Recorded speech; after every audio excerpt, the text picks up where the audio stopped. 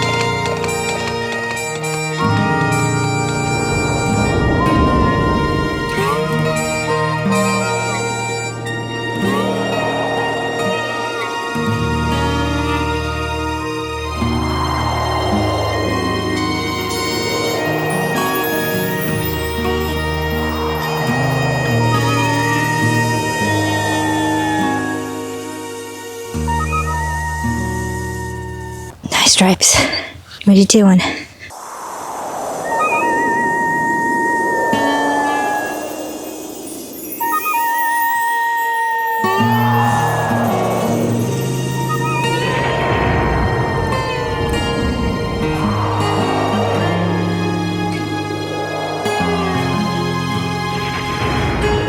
Hi, Stowe.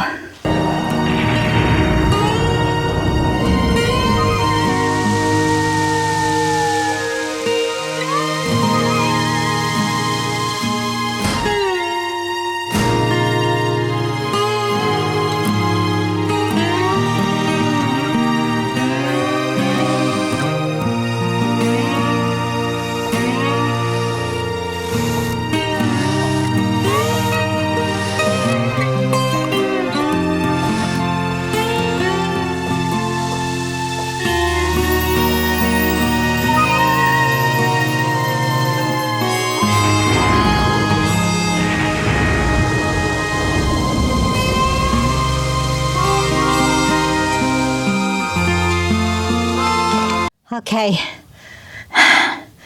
I'm not being able to dig quite deep enough, but I'm getting there. I started to dig on the ground, and then I noticed it was really hard. So I moved to where the big anthill was, and I had to remove the big anthill before I could start digging into the ground. But by removing other anthills, I knew that below the anthill, the dirt would be really soft and not hardened together because of all the ant tunnels. So that's where I started. The thing is can I go down deep enough and wide enough for that box?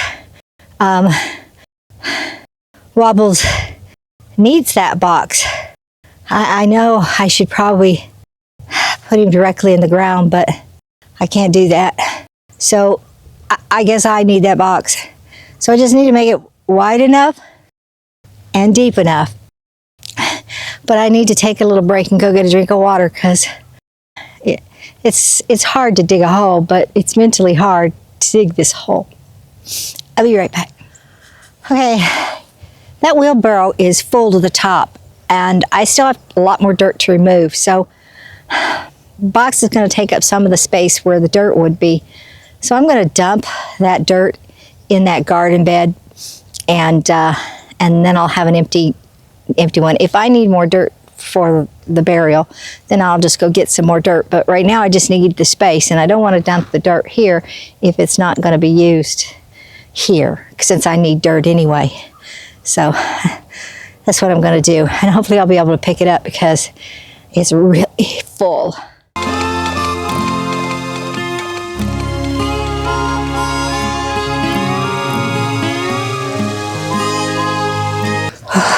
Move, Callie.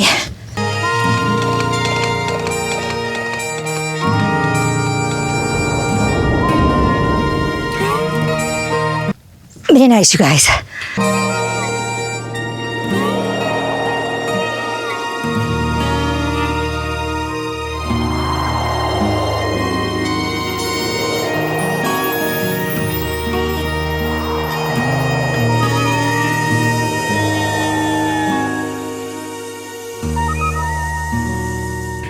I know. It's okay.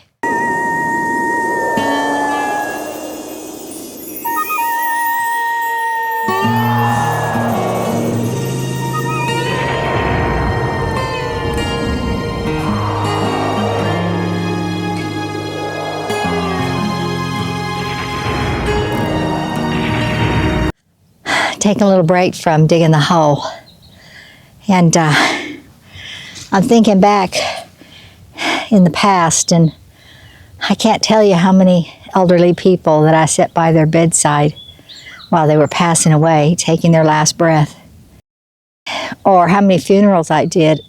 When I was in Selma, I did over 72 funerals. Did a few more after that, so probably maybe 80 funerals in the last 15 years. Of course, like I said, 72 of them were in the first 7 years because I was the senior pastor, the senior adult pastor, that's it. When I got my own church up in Santa Rosa, we only lost a few of them, but we lost some during COVID, and they didn't let you have funerals. Actually, right at the beginning of COVID, they did let you have them because I went to a funeral of a gentleman. His wife had invited me to attend, so I attended it with her. And that was the last funeral that I did. I haven't been in Santa Rosa. We left in June of 2021. And so,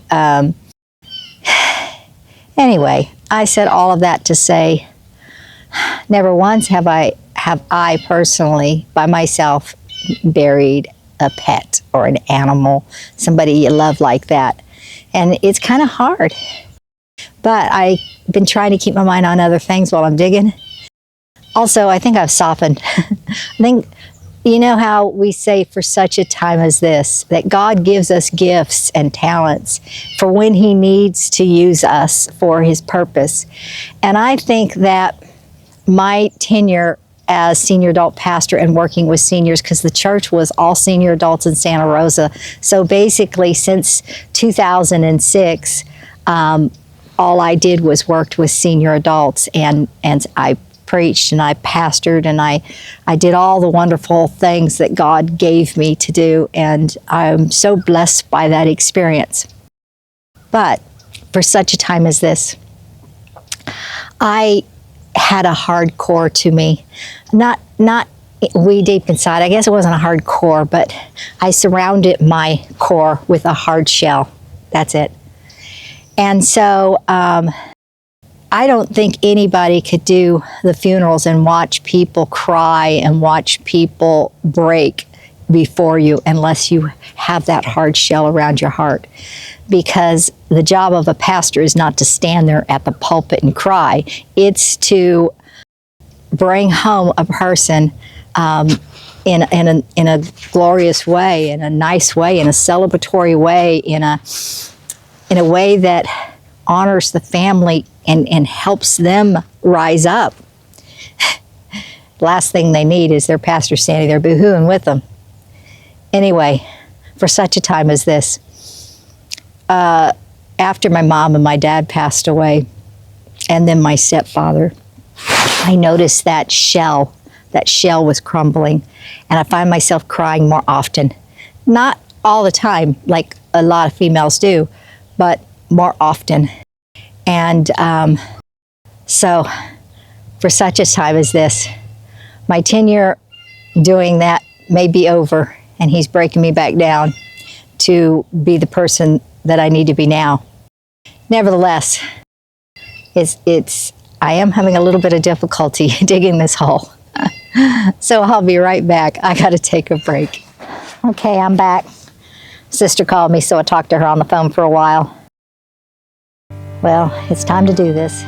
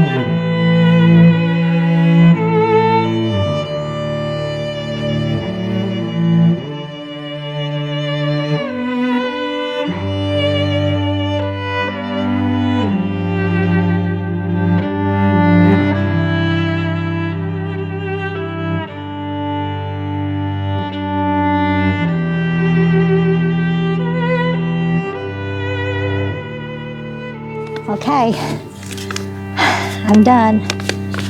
Put some lovely little flowers. I don't know if they'll survive, but maybe flowers will start growing right there. And I'll remove the fence later because, you know, but for right now, I think that's good. I think that's a decent burial. I still have pictures in my head. I hope they go away pretty soon because I don't like it. And I hope the other cats are going to do fine.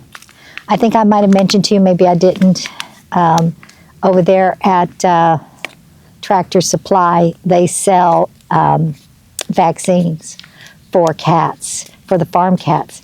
And so we can vaccinate all the cats. And hopefully, if that's what Wobbles died of, maybe some of these cats will be protected. If not, we're going to end up losing them all, except the ones that we were able to vaccinate. And that's pretty sad. But maybe it was that infection. When he hurt his shoulder just at Christmas time, we had taken him to the vet on Christmas Eve, but the vet had left early. And so when we got there, even though it was still during the hours, there was no vet. So we brought him here, and I think it was a few days later that the big knot that was up here on his shoulder that we thought was a dislocated shoulder was gone. And we looked closer, and there was a hole in his shoulder, and it was oozing pus. So maybe what happened to him is that infection that was in his shoulder, maybe that ran through his bloodstream. I don't know. Only time will tell. If these other cats get sick, then it was something contagious. I really hope that's not true. Anyway, thank you for watching today. God bless you all. We'll see you next time on the Homestead.